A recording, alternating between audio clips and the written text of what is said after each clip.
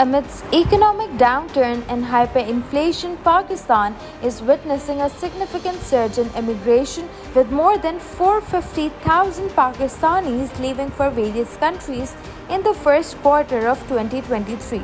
Passport offices and immigration centers are flooded with applicants, marking almost a twofold increase. The surge is attributed to job seekers, particularly targeting the Middle East, and individuals pursuing educational scholarships abroad. The sudden rise in passport applications is linked to the expiration of passports that were extended to 10 years in 2013. Private companies handling visa applications are overwhelmed, reflecting the escalating demand.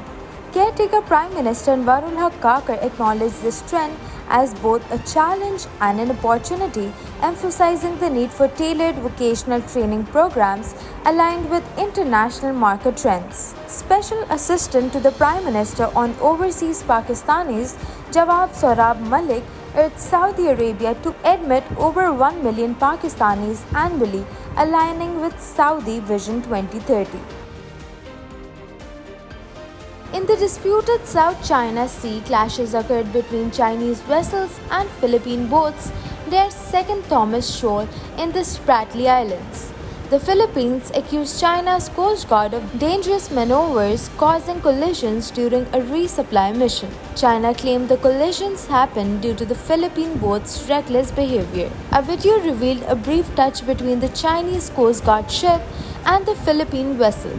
Despite the incidents, a second resupply boat successfully reached the stranded BRP Sierra Madre. The Philippines condemned China's actions, asserting endangerment to the crew.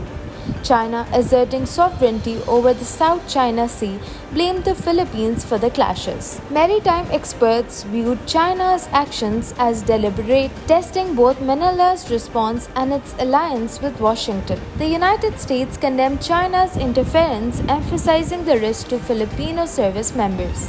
Tensions between the two nations have a long history, with recent clashes adding to maritime disputes in the region. In Iran, 2 women journalists have been sentenced to 13 and 12 years in prison by an Iranian revolutionary court. They were charged with collaborating with the US government and acting against national security due to their coverage of the death of Mahsa Amini, a Kurdish Iranian woman who died in custody last year. Amini's death, while she was detained by the morality police for allegedly violating the Islamic dress code, triggered widespread protest in Iran.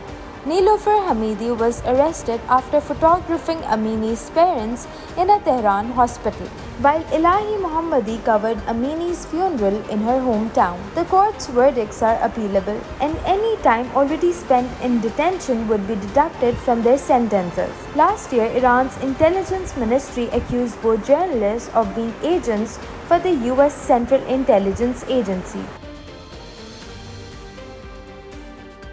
Qatar has sent 2 aid planes carrying 87 tons of food and medical supplies to the Gaza Strip. The aid, which departed for the Egyptian city of Al Arish, is part of Qatar's ongoing support for the Palestinian people facing dire humanitarian conditions due to Israeli bombardment. Additionally, 17 trucks carrying aid have entered Gaza from Egypt for the second consecutive day. The humanitarian consignment includes medical aid, food and water, aiming to alleviate the crisis in the besieged territory. The United Nations estimates that about 100 trucks per day are needed to meet Gaza's pressing needs, where over 4,600 people have been killed and more than 1 million displaced due to Israeli airstrikes. In a separate effort, Turkey has dispatched a plane with medical supplies and a team of 20 specialist doctors to Egypt, intending to assist Gaza. The Turkish humanitarian aid includes essential medical resources